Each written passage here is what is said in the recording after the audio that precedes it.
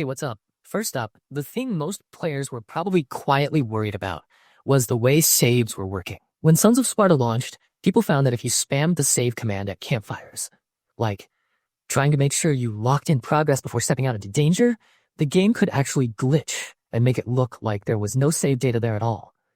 That's not just annoying, it can be genuinely disheartening, especially after a long session where you fought through a bunch of enemies and layered on upgrades. Well, with this patch, all of that has been addressed.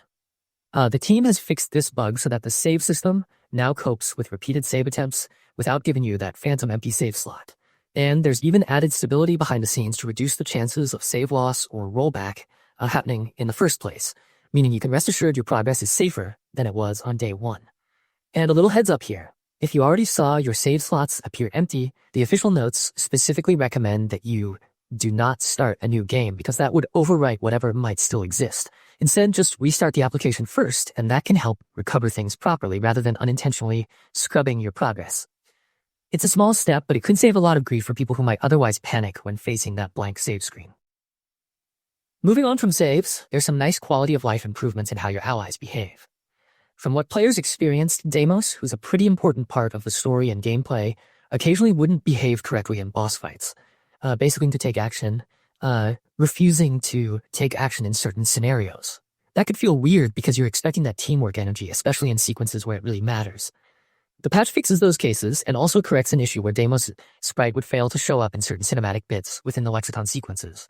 So you're not suddenly staring at a missing piece of your own story. Everything works a bit more consistently now. One of the more technical, but actually very helpful parts of this patch touches quests and progression triggers. There were a couple of cases where side quests or rewards wouldn't register correctly, especially if you skipped cutscenes or used the cine skip mechanic.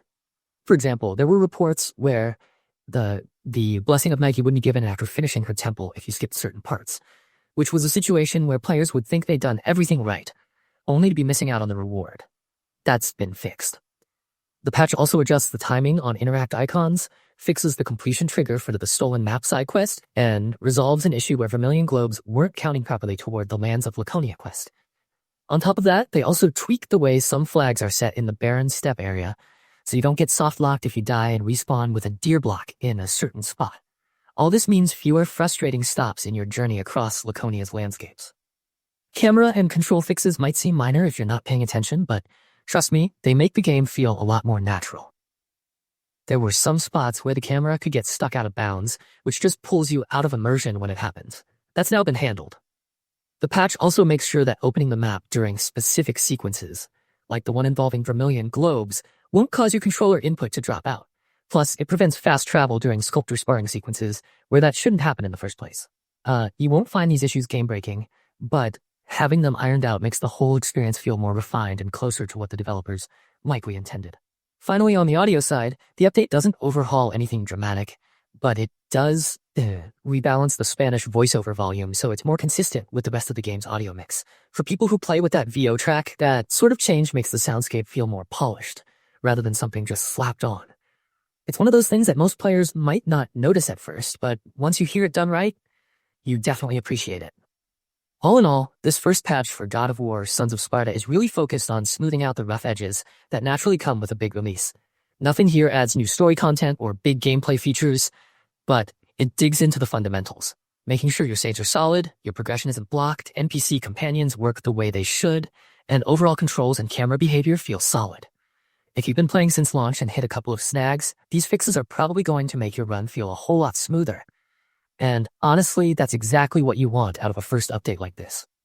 If you've got questions about any of these fixes or want a breakdown of how some of them affect specific parts of the game, I can go into even more detail with examples from playthroughs or reports from other players.